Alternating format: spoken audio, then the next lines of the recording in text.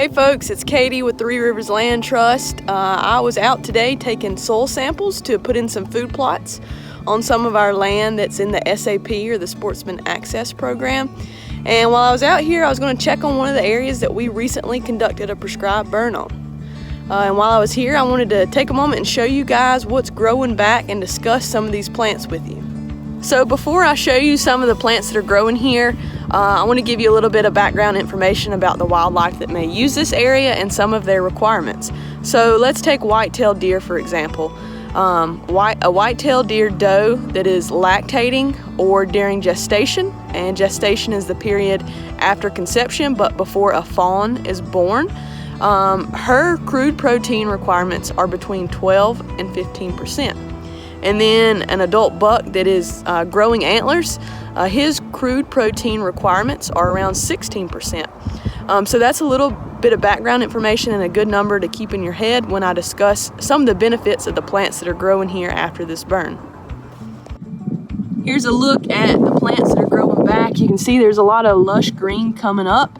Again, this is just not long after the burn, so come a couple weeks, this green will really explode and be hip tall, if not taller, and then by the end of the summer, it may be shoulder high or even taller than that. Some of the first plants I see are blackberry. There's also pokeweed or pokeberry,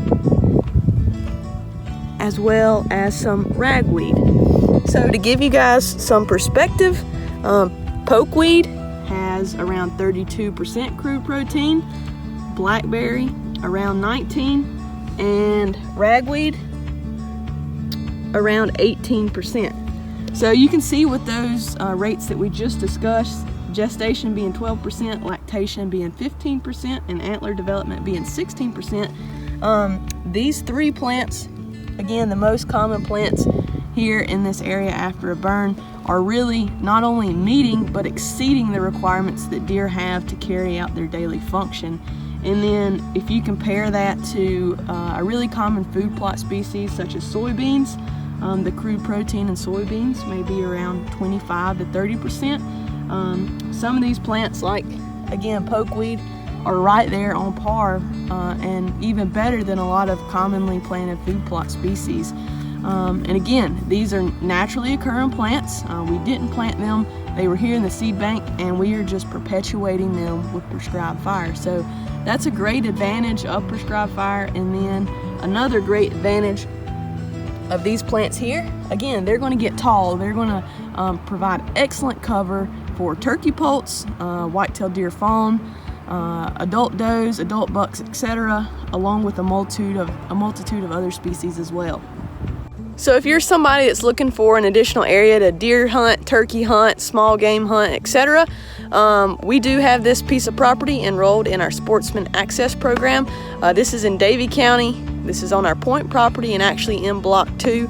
But look at our website for that. And then if you are a landowner that is wanting to improve your land for increased nutritional carrying capacity, or just to improve the habitat for the species that you're interested in, feel free to contact us. Our Habitat Enhancement Lands Program is a for-fee consulting service where we can come on site, discuss your goals, and really find those management techniques that will help you meet your goals for your property. Thanks for watching.